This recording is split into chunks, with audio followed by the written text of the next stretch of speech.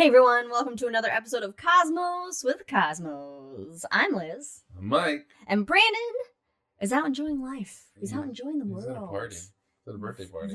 Is it for children though? Yeah, right? for like 2-year-olds. He's enjoying life. And we're here talking about space. And of course, this is another episode of High in the Sky for November of 2024. To prepare you for what's going to be up in the night sky in November and some recent astronomy news that has come out. The show probably gonna be a little bit shorter than some other shows because we have some things to do. We have an appointment to make afterwards for the show. Do we say what it is? Do we leave it in mystery? This won't get in the actual recording of the show, so so Katie already knows this, but we are going to go visit a possible new addition to our little family of animals, and are adding a second cat to our family. So we gotta go meet him again later. We already met him once, but we're meeting him again later. And Winter wants a playmate. Yeah, does he though, or do we want to force this on him? I don't know, but yes to both. Yes to both. Because he does such a wonderful job with Poe. With Katie's cat, he loves her. So we figure, he needs to not be outnumbered by the dogs. I hope they get along. I know. We have a nice dynamic with our animals, so fingers crossed we don't just obliterate that dynamic. But it'll be good. So we're excited. So the show will be either normal or it'll be a little bit shorter. It'll probably be a little bit shorter. But anyway, oh wait, this is part of the recorded version. Anyway, what are you drinking? Well, since we are driving, Yes, we have someplace to be. So it is a little bit of a different episode where we will not be drinking alcohol this episode because we are law-abiding, responsible people for the most part. Canis Asa, it's just cranberry juice. That's all it is. Yeah, just cranberry juice. Just cranberry juice. And I am drinking the Hot Young Trojan, which I'll make a reference to later in the episode, and you'll understand why, this is the sober episode. Yeah, so this is either going to work really well or it's not. Or you'll just be like, oh, they're just the same sober as they are when they've had a little alcohol in them. Like, maybe I just get cheesier with a little alcohol. I don't know, pretty much. So, hopefully they'll let us know in the chat. But this is just like a white tea with, I think, elderflower, white and elderflower tea. So just a nice warm drink on a nice cool fall day, I guess. It's 70 degrees. Is it 70 degrees? It's 70 degrees. Never mind. I take it. What's happening? Well, I guess that's fall weather. I don't know, but tomorrow is going to be like 58 with the rain. The seasons are all just having a time. Anyway, by the way, this beautiful mug that I got is from Powell's in Portland. So not a sponsor. Not a sponsor, but just check out Powell's in Portland. There's 2 locations. I got this one at the second location, but the other location is great. Anyway, follow us on all the things at Drinking Cosmos on Twitter, Cosmos with Cosmos everywhere else, Spotify, YouTube, Apple, what have you. Of course, check out our episodes of The Shot every other Wednesday. Just little shots of astronomy science. All right, the next one comes out on Halloween. Or the day before Halloween. What day's Halloween? 31st? It's that Wednesday. So if that's Halloween, then it's on Halloween. If not, then it's the day before. Okay, so the day before Halloween, our next shot will be out, and it's an apropos to the holiday. Apropos episode. All right. Yes. Also, check out some cool stuff by people we know, like Wildixia on Etsy, Wildixia. She's awesome. Does great stuff. Yeah, Mr. I don't know. Some artist. Then Mr. They're so weird though. Artists oh man, you can't talk to them. High maintenance. High maintenance. You can't talk to them at all.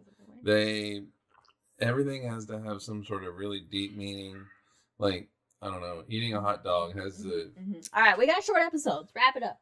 We got Mr. Wow. Proctor, MrProctorShow.com. I don't even know if that's a valid link anymore. But anyway, check him out. You can find him on YouTube. And then our good buddy Jack's Planetarium. And Mike's not wrong on me. You always say Jack's Planetarium. Jack's Planetarium. Oh, Jack's Planetarium. The Rolling Bluffs Planetarium.com in Council Bluffs, Iowa, if you're in neck of the woods. But also just anywhere you're at, if you're traveling or wherever you live, just go check out your local planetarium.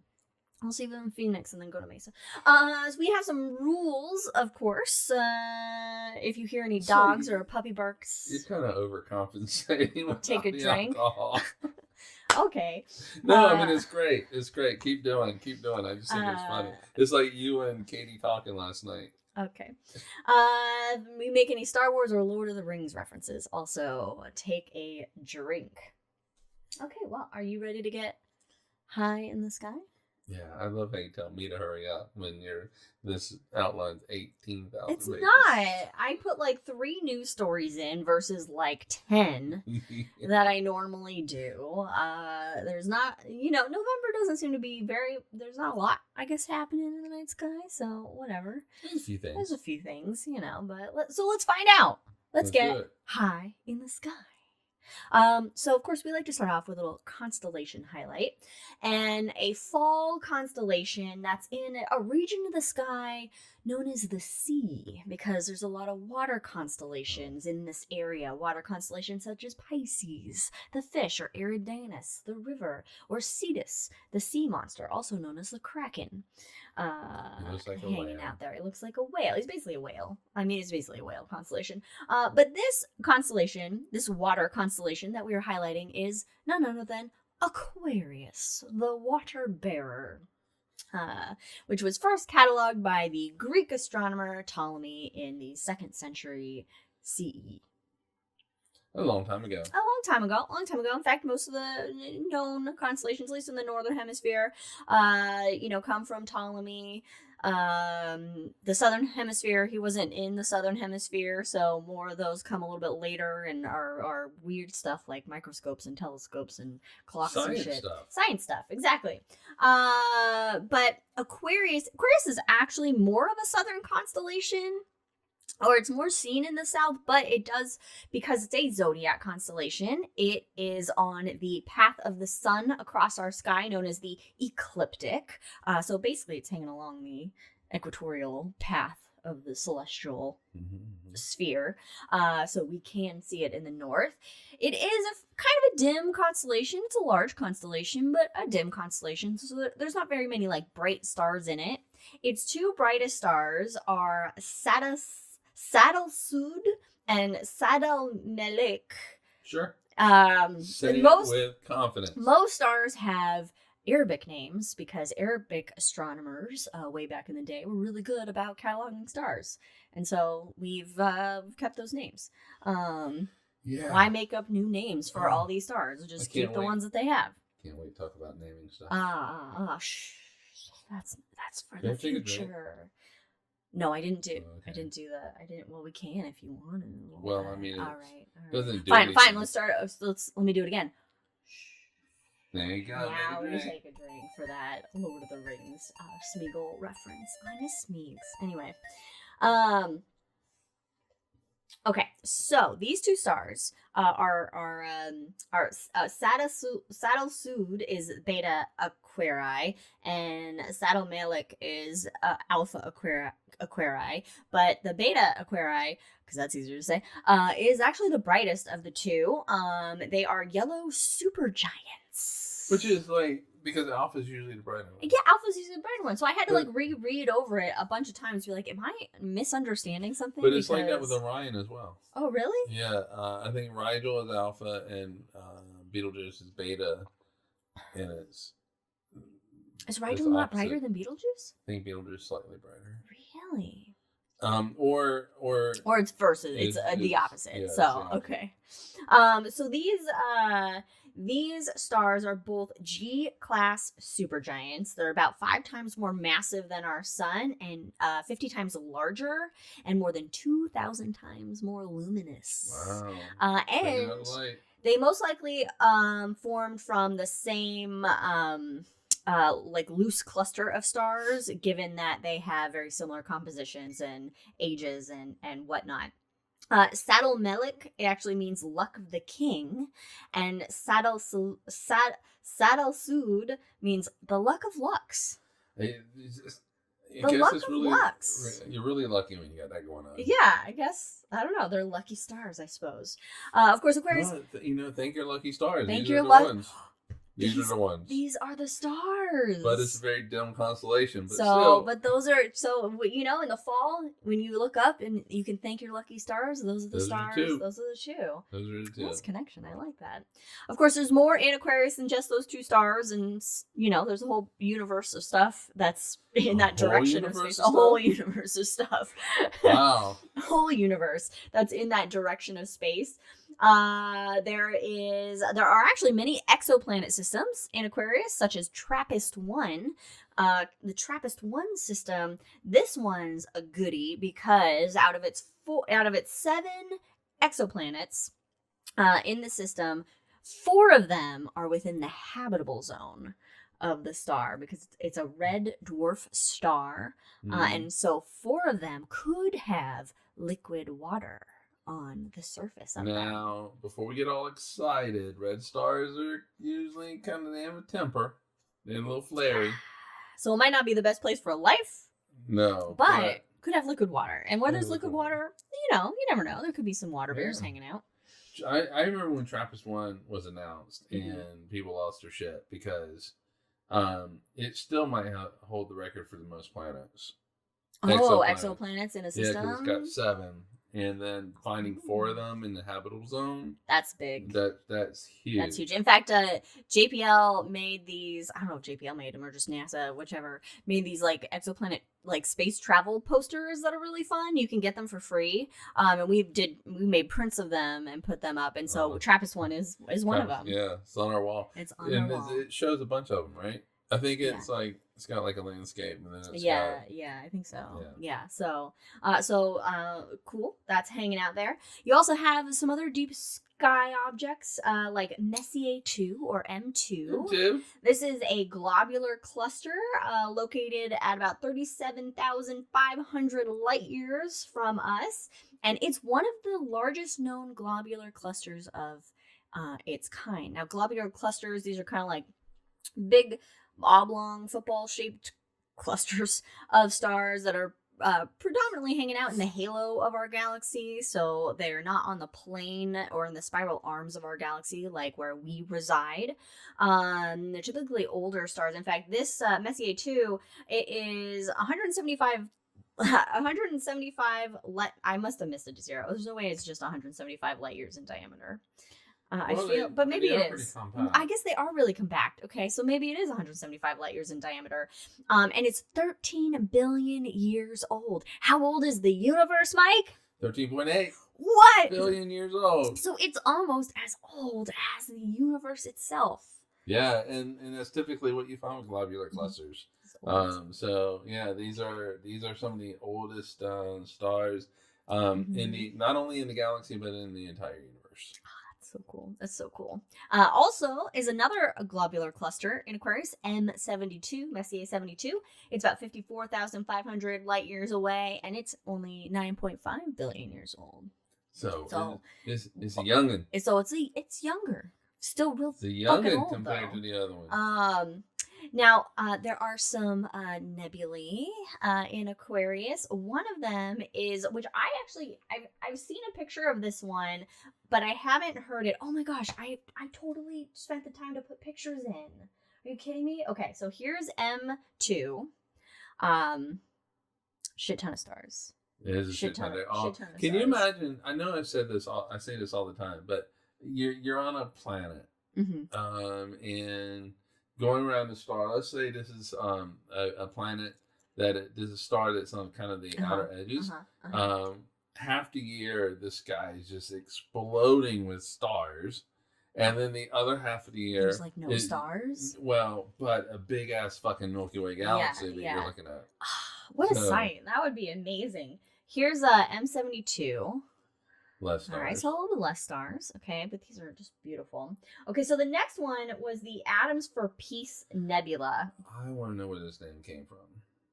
There it is. It looks it's a black and white image. It kind of. It looks like I guess it looks like an atom, like a how you draw an atom with like the you have these little army and like the nucleus in the center, and it's that like I don't know. Anyway, looks like a door handle. A door handle. If you're just listening to us, you want to see the pictures, you can Google them or watch the YouTube version. Anyway, I'm sorry. This is actually a galaxy, not a nebula. This is a galaxy that's 220 million light years away, and it's actually the product of a galaxy merger. So this is the kind of end stage of this merger that happened between two galaxies a long time ago, and so it has like a single nucleus now, which means it's toward the end.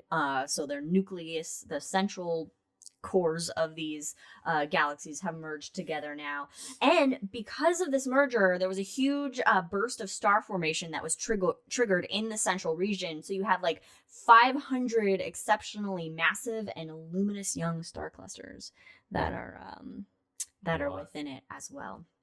I love galaxy mergers, so I just get real excited. When the light left this galaxy, dinosaurs were just getting started. Wow! 20 million years ago. That's cool. Oh, that's cool. Okay. I also like the little galaxies that are in this picture. I know, you can see all the little galaxies. All the in this image where you see like the stars that have like that cross shape, those are within our galaxy. And it's the when you see the stars that have those little like cross lines to them, that's like an artifact of the telescope itself from taking the pictures. Okay, up next we have the Saturn Nebula, after your favorite planet. This is a planetary nebula. So this is a sun-like star, basically, that ran out of fuel and puffed off its outer layers of gas and dust. And so you can see those layers forming the structure around it. It did it multiple times. Yeah, it does it kind of in waves. It's like a like a puffing, you can see them. a floofing off. A fluffing off. This nebula is between 2,000 and 4,000 light years away, and it's actually one of the brightest planetary nebulae in the sky, which I didn't know. I realize like measuring stuff is difficult generally, but it's like that's a big range. I mean, I could have probably looked up another source and gotten a more refined. I think I was using like constellationguide.com or something. No, but it's still. I mean, it just means that there's a big error bar for this. Yes. Yeah, I mean but it's such a big range. Yeah. I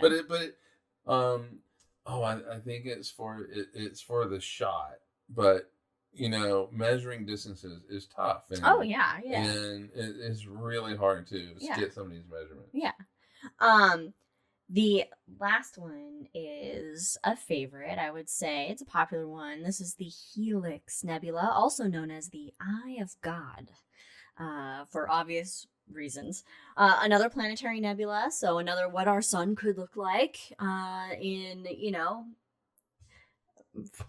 4.5 billion years from now, 5 billion years from now or so, 3 billion years from now, whatever. This one is 650 light years away. It's one of the closest and brightest to us here on Earth, and it formed about 10,600 years ago.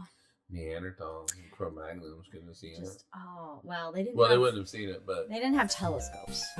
You don't know. Well, it didn't. So those are some of the deep sky objects that you can find in Aquarius. Obviously, naked eye, not going to work. You're gonna need some at least an amateur telescope to see at least the nebulae that are in there. And let's temper some expectations though. When you look at, say, the Helix Nebula through a telescope, don't expect to see all the colors that were in the picture that we just showed. Yes, it'll look more black and white, basically. Yeah, and it's just the way your eyes work, and we just can't see all the colors. Well, we can see the colors, but I mean, if we could treat our eyes like a camera and hold the aperture open, then we would eventually be able to see the colors. But we got low exposure. The way our eyes work is we have very short exposures, and the aperture's open, and it just pretty much immediately shuts down, sends the signal over to the brain, and so you don't have time for that color to build up, and like you would with film. So it's going to be kind of a black and white in your eyes, but still, it's really fucking cool to see, though. And that was How Your Eyes Work with Mike George, fancy physics man. It is very cool to see. Although sometimes the colors are sort of kind of artificial, where they make the colors a certain color to represent different things in order for scientific purposes, so they can see how much hydrogen, say, is being distributed versus nitrogen and carbon and oxygen and all that. Yeah, because generally, people with like Hubble and James Webb, especially with James Webb, because it's not using visible wavelengths anyway. Yeah. But so it's all false color anyway. The people that are getting time on like Hubble, they're not making the pictures for pretty. No, these are for scientific research. And so they're professionals. The colors definitely mean different things. Yes. Now, of course, with every constellation, there's always a little story that goes behind it, a little mythology behind it. For Aquarius, and the Greeks like to have multiple stories a lot of times on these things, so there's a couple different versions. The one that is most common for Aquarius is associated with Ganymede, the son of King Tros, a young hot Trojan. Hey, there we go. So this beautiful boy. Oh, I don't like that. Well, Greeks, but there you go. It caught Zeus's eye. Let's give him some. He's some 20. Age. Let's say he's 21. He's 21. It caught Zeus's eye because Zeus likes pretty things. And so what Zeus in a nutshell does is he does what he always does, is disguises himself as an animal, in this case an eagle, and he brought Ganymede, aka kidnapped him, brought him back up to Mount Olympus, where he then became the cupbearer to the gods, which is a very honorable and prestigious position to have, apparently. Or he just was kidnapped and became a slave to the gods. Zeus is not a good guy. He's not great. Not a great role model, Zeus. He's always turning to animals and either raping women or kidnapping children at this point. So, well, we're gonna say he was 21. Yes. Another story, though, the constellation apparently represents, and I've never heard this one, Deucalion, the son of Prometheus, that ended up surviving the Great Flood along with his wife Pyrrha. Flood? Pyrrha? Well, Noah wouldn't have been around. So, but a great. And it's back. So yeah, internet decided to just poop out on us. There we go. So... All right, yeah. So Jack's, I don't know if I think our internet broke before I said this, but Jack's comment when he was ripped and ribbed for pleasure. Oh, Ganymede. Okay, so a couple other cultures that had classic Oak Ridge internet. The Babylonian myth, and this is Aquarius associated with Gula or Great One, or even the god Ea himself. Is that period supposed to be there, or yeah. So... In Babylonians, it's like GU.LA. I've seen that in a lot of Babylonian names where there's like a period in there. And so the Babylonians typically depicted Ea holding an overflowing cup or vase. In Egypt, Aquarius was viewed as Happy, the god of the Nile River.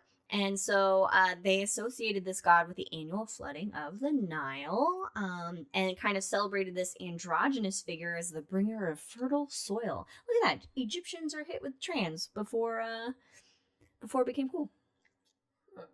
Yeah, I don't know if trans equates androgynous. Okay. But I mean, they were. They were a they. It was a they. Yeah, Happy was a they. So that's what I'm saying. And a lot of the ancient cultures, this was the purpose of the sky. It was to keep time and know, when you see this star begin to rise, that means the Nile is going to start flooding, because the seasons and everything were fairly consistent in when things happened around the world. Unlike now where it's a shit show. Anyway. Yeah. The rest of the sky. It's not just constellations. Of course, the sky is filled with stars that we can make wonderful patterns out of and have lots of history and mythology behind and all that. But there are other things up there, such as planets. Planets. We love to see it. The planets wanderers. in the sky, the wanderers, the planetes. Jack in Chat says the period is sometimes a syllable stop where we would where now we would see an apostrophe. Okay, so it's kind of like you do a little pause. I like that. Meanwhile, when I do it, I just bulldoze right. Gula. Yeah, there is no pause for me. Gula. All right, so planets that you can find up in November. Mercury, it'll be an evening planet, but still low on the horizon and hard to spot. On November 15th, it'll be at its greatest elongation, so that means its greatest separation, eastern elongation, so its greatest separation from the sun in the sky as it sets in the west. So you want nothing really on your horizon ever to see Mercury. It's sneaky. It hides. It doesn't like the limelight. It doesn't like to be seen. It just likes to. Meanwhile, it receives more light than anybody. That's true. Yeah, because it's so close to the sun. Venus will be up by the end of November. It will be setting 3 hours after sunset. Oh, nice. So you can easily see it, being how bright Venus is. Mars begins rising at midnight on November 1st. So up all night. So it'll be up all night and throughout the month. Midnight. Well, yeah. I guess I guess so. It's not, but it'll be just below the Gemini twins in the sky. Mercury's just shy. He's just a shy boy. Likes to hang out with Dad, the sun. Jupes will be hanging out in Taurus, so you'll be able to find Jupiter throughout the month, and Saturn chilling with our boy Aquarius. Hey, all right. November 10th, Saturn and the Moon will be having a little get together, a little meetup in the sky. There'll actually be a conjunction, so the Moon will pass in front of Saturn. Is that what? The Moon. Well, yes. Yes. Well, obviously, because Saturn can't pass in front of the Moon. No. For very obvious reasons. We're in trouble. We're in trouble if Saturn passes in front of the Moon. But with a decent telescope, on November 4th and on November 20th, you can see Titan, Saturn's largest moon, transit over the South Pole the southern hemisphere of so you want Saturn. to look online for it. Exact times. Yes. So if that's something you want to see, but that's kind of. I wonder if anybody's gonna I don't know, stream it, telescope. I'm sure there's. Yeah, I bet you can that. find something. An observatory somewhere. that's streaming a transit. They like to stream stuff. You can Google it. Some celestial events upcoming in November. November 3rd. Fall back. Here in the U.S. Here in the U.S. back. I was gonna ask, is it a U.S. thing only? It's a U.S. Do thing. other places do this? Other weird ass places shit? but they aren't gonna do it on November. Oh, okay. It's just that's when we do it. That's when we're weird and have to adjust our clocks for no freaking reason. That's how I feel about it. November 5th, though, we have a full moon. It will be another super moon, which means really nothing visibly to you. Just the moon's a tad bit closer to the Earth, so it looks a tad bit bigger. But it's not. It's not like you're not going to notice that. And this November full moon is known as the Beaver Moon. Beaver Moon. Let any inappropriate jokes you want happen in your own heads. But the Beaver Moon, it's called that because that's when it's the last time to lay beaver traps before the swamps and rivers froze for the year. Because we're still laying beaver trap. No, this is when beaver trapping happened before we almost made beavers go extinct because we're greedy species. It's also known, though, as the frosty moon or the dark moon. Ooh. Probably because it gets darker earlier. Yeah, because we bounce back. Yeah, because fall back. And of course, meteor shower watch 2024. That was horrible. The Leonids meteor shower looks like they come from the constellation of Leo the Lion. Leo's just barfing up meteors in November. That's the radiant point. They're not actually coming, obviously, from Does Leo have two? Yes, I think there's like a minor Leonids that are in like the southern hemisphere, maybe, or maybe like I mean, if it's gonna be called Leonids, then it'd have to come from Leo. But I guess that's true. I think there's like constellations got two. Lyra, I think, has two. Okay. Maybe it's Lyra, the Lyrids. Yeah. And that's just because of the comet dust that we're passing through when these things happen. This meteor shower, November 17th and 18th, are when it peaks. So the evening of the 17th, early morning of the 18th. It's not like the brightest meteor shower, upwards of like 15 meteors per hour, but the moon's going to be like a nice thin crescent, so you'll have like very dark skies, which help with visibility. And this meteor shower is caused by dust grains left behind by Comet Tempel-Tuttle, which is always fun to say, Tempel-Tuttle. So we're just passing through the debris of that comet, and we get a little bit of light show. So what you're saying is we have a shot here in Oak Ridge, but it'll be cloudy because it'll be raining. It'll probably, but if it's not, yeah, we'd have a shot. Although then we're like, wait, is that a meteor or is that Starlink? Well, fuck Starlink. We were getting a coffee yesterday, and I looked at my phone and it was like available Wi-Fi networks, and it said Starlink, and I was like, these motherfuckers. But I didn't have. He didn't have it on his phone. It didn't show up for him. It only showed up for me. So I guess like I don't know, maybe because I got like a Google phone. I don't know. Oh well, yeah. What do you think? All right. Are we ready for some astronomy news? Yeah, let's do it. Astronomy news. I was going to say it in like and now it's time for astronomy news. This one article comes from astronomy.com. A baby Milky Way may have swallowed a dwarf galaxy named Loki. Hey.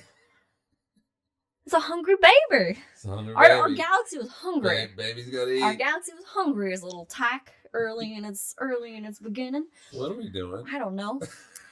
So this is the sober episode. This is what happens. I also get this voice when I'm drunk, though. So yeah, so nothing really changed. Nothing's really changing.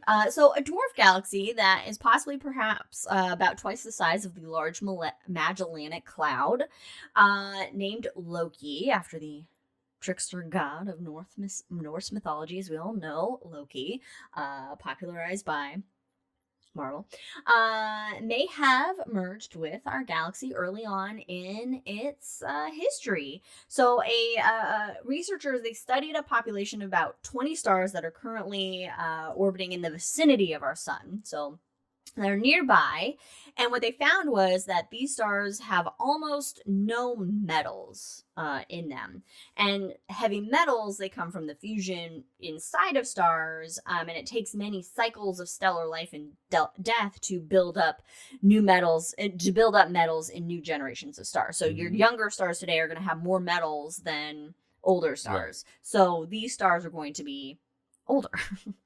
And half the stars that they observed and studied were orbiting the Milky Way in one direction, but another half of the stars were orbiting in another direction. And whenever you got some funky orbiting happening, that's your smoking gun that basically says, something happened. Something weird happened, that these did not form with the Milky Way galaxy, because they would all be orbiting in the same direction. So something happened, and that's just science, baby. And so what they found was that there must have been an early merger in our galaxy's history, and it was well before our galaxy developed its own disk of stars that share the same orbital motion. Cool. So yeah. you know, you got to feed the babies. Babies are hungry. Baby, you know, they need that food to grow. They need that food to grow. So, you know, and our Milky Way, it's going to eat the large and small Magellanic Clouds. I mean, it is eating them. But eventually there will be no large and small Magellanic Clouds. No, because when Andromeda gets here. Well, Andromeda's going to fuck a lot of shit up, but we'll eventually merge with Andromeda. But Andromeda is bigger than us, but we're still relatively in size, so it won't be like a cannibalism of. Oh no, it's just a merger. It will still be a merger. So it's a collision. It is a collision. It's a car crash with galaxies. All right, so the next bit of astronomy news that I found to be fun is from SmithsonianMagazine.com. Astronomers uncover the origin of most of Earth's meteorites shedding light on our solar system's past. Hey. Most of the Earth's meteorites. That's, I feel like, just a big claim. But then again, there's not a lot of meteorite evidence on Earth because our Earth is a dynamic planet with weather systems and water and all these things that kind of like erase the evidence of impacts and hide. Most of these meteorites just burn up. They burn up in the atmosphere, and then the pieces that fall to the ground are usually pretty small. You know, if you get a big one, then you've got lots of money on your hands. Anyway, there is about 48.5 tons of meteoritic material that hits our atmosphere daily. And how much material is that in Skittles, Mike? It is 40 million Skittles. 40 million Skittles hit our atmosphere daily. Which means you only need 4.8 hours to produce that. Oh, God, that many Skittles is produced in 4.8 hours? Yep. Man. 200 million Skittles in a day. Wow. Okay. So we're getting hit by shit a lot, basically. But we don't feel most of that. It's really tiny. It gets burnt up in our atmosphere. You know, lots of debris out there. So far, astronomers had only traced the origin of 6% of the more than 70,000 known meteorites. It's maybe too many Skittles. Never too many Skittles. Okay. Never too many. And so what they had previously kind of thought was that this material came from the moon, the Mars, and a very large asteroid, Vesta. This 6% that they had studied before came from primarily those three objects. But an international team has now identified the origin of more than 90% of all known meteorites, which is, I mean, that's a lot. It's a lot. And 70% of those came from 3 asteroid families. Little asteroid families hanging out in the asteroid belt. So what they did is they studied the composition of meteorites found on Earth and then conducted a telescopic survey of the materials that make up the major asteroid families in the asteroid belt. So they basically looked at what we have, looked at these different asteroid families, and went, okay, what matches, basically? Right. What has the same composition?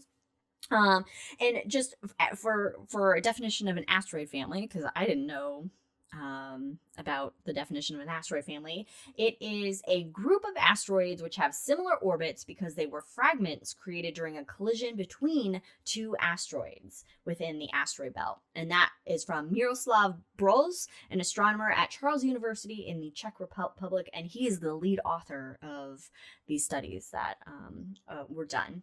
And the 3 asteroid families that 90% of known meteorites come from are the Charon, Coronis, and Massalia families. Never heard of those 3. Never heard of them?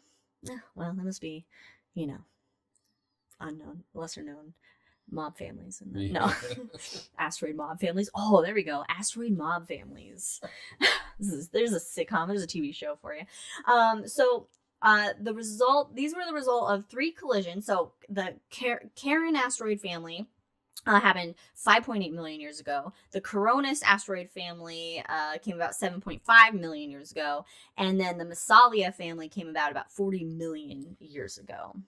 So, I mean, it's, in universe terms, fairly recent. And so these younger asteroid families, they consist of more asteroid fragments because of their relatively recent formation. And then these pieces collide with each other. And in turn, that can knock off fragments that, hey, guess what? Come here. and that's how we got these asteroids here. Constantly trying to kill us. It's not a great place. So that's what they've been able to deduce, studying the composition of the asteroid families versus what the meteorites that have been found here on Earth. But the only way to really learn more about these asteroids and their families and kind of the early solar system, because asteroids are kind of remnants of the formation of our solar system, is to send space missions. Yeah, let's do it. Space missions to asteroids. Let's do it, because as a colleague, of ours likes to say, better know an asteroid. Better know an asteroid.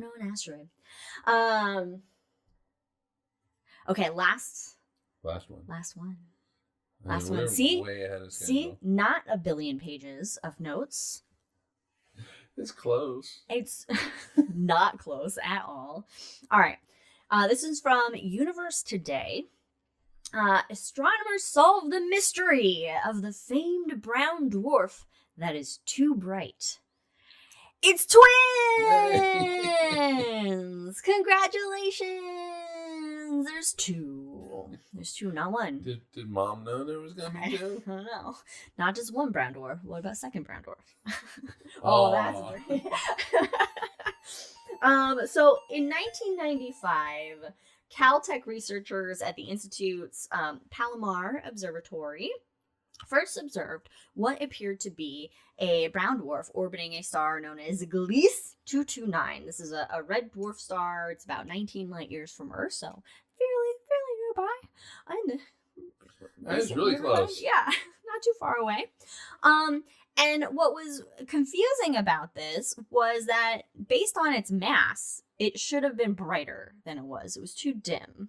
Its luminosity was not where it should be. And so it was very confusing. It was a big mystery for, obviously, since 1995. The study was led by Jerry W. Zwan, a graduate student in Caltech's Department of Astronomy, working with Dimitri Mawet, the David Morrisroe Professor of Astronomy. And the original findings, they actually constituted the first confirmed detection of a brown dwarf. So the original study was huge news when it came out, because brown dwarfs had been hypothesized like 30 years previously, and this was actually the first direct evidence of their existence in essence. But it was weird. It was not what they thought. They were like, wait a minute, okay, something is off here.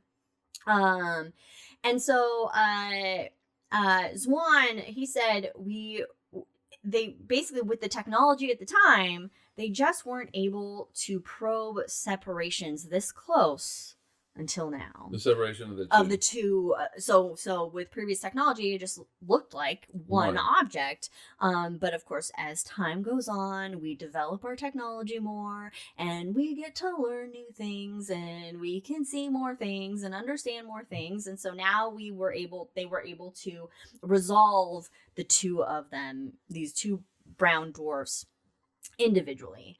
And surprise, both of them are about 38 and 34 times the mass of Jupiter. The team actually relied on the gravity interferometer that is on ESO's Very Large Telescope, or VLT, in Chile, and they used that device to basically separate out the two objects and see both of them. And they orbit each other with a period of 12 days, and they're separated about 16 times the distance between the Earth and the Moon. They're close. They're close together, and they're just whipping around each other. It's faster than the Moon goes around us. Yeah. And it's because closer. the Moon takes a month. How many times have we made that joke on this show? How many episodes? It should be, that this should is be episode 120. Maybe that should be another drinking rules. How many times we make a moose joke? I would say we've done it at least 60 times. At least 60 times. Okay. That doesn't include shots. That's true. That's true. So there you have it. So this mysterious, this first discovered brown dwarf is actually 2 brown dwarfs. So they found 2. They found 2. They didn't know it. They found 2. And the importance of the brown dwarfs and discovery of it is that a brown dwarf is basically, it was like an almost star, but not quite a Jupiter. It's bigger than Jupiter. It's bigger than Jupiter. It's like if Jupiter, if it was like, what if Jupiter had gotten like 80 times more massive, it could have become a star. But so these objects, they just didn't get quite massive enough to begin nuclear fusion in their cores to become, but they're too big to be like a Jupiter type planet. And so these objects, they're like star-like objects. They're kind of provide the missing link between these gas giants and stars.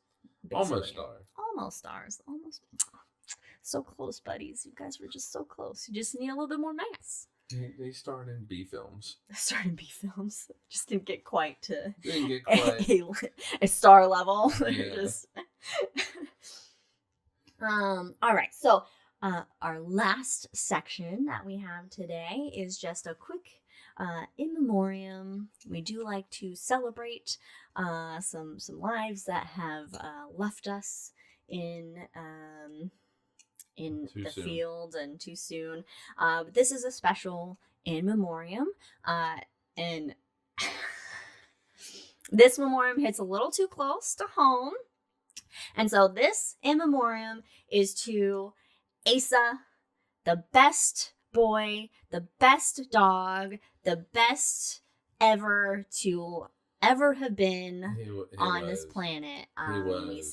He was a great one. We said goodbye to Asa yesterday. He lived a very long and happy and loved life. And so he decided to go and hang out with Luke and Lucy and all the others and Oreo, all the others up there. So cheers to Asa, the best boy. Well, okay. I know I didn't tap the. I know. But we'll say cheers to possibly new family member in the Davis and George household coming soon, maybe. And Brandon. And okay. That's his news. We'll let his news share. Yes. The bestest boy, Katie. All right, so anyway. So next time, in 2 weeks. In 2 weeks, join us for the naming of the universe. Yeah, we're going to talk about it. Yeah, we're going to talk about the election is coming up. We'll have a hangover. I'm sure we'll get on a little bit of soapbox in the hangover, but we thought it would be apropos, maybe the second time I've used that word today. It's happening. To talk about how like stars and the shit in space like get named and the election process for that and everything, because you can't. I hate to break it to you, but if you ever like bought a star and named it, it's not really you didn't really get to name that star. Sorry, but there's a whole oh God, I'm sure International Astronomical Union that gets to name all the stuff. So we will talk about that in 2 weeks. So join us then. Follow us, of course, on all the things at Drinking Cosmos on Twitter, Cosmos of Cosmos everywhere else, Spotify, YouTube. Check out our little shorts called The Shot, out every other Wednesday. And of course, you can join us for The Hangover on YouTube and following this episode. So thanks for joining us, everyone. Cheers. Cheers.